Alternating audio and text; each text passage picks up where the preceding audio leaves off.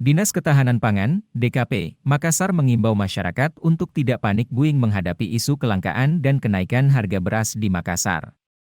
Kepala DKP Makassar, Mahyudin mengatakan bahwa seruan dari Badan Pangan Nasional, Bappenas, merupakan imbauan agar masyarakat tidak panik buying, yang bisa berimbas kepada kelangkaan beras di pasaran.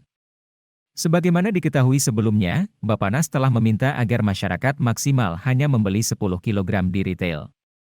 Ex-Kadis Kominfo Makassar ini mengatakan, stok beras sudah dijamin khususnya di Makassar sudah cukup hingga akhir tahun ini. Isu yang saat ini beredar menurutnya cukup rawan membuat kelangkaan terjadi.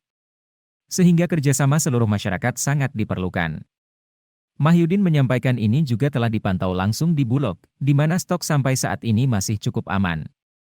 Pemerintah kata dia senantiasa hadir untuk memastikan pangan ini tetap tercukupi.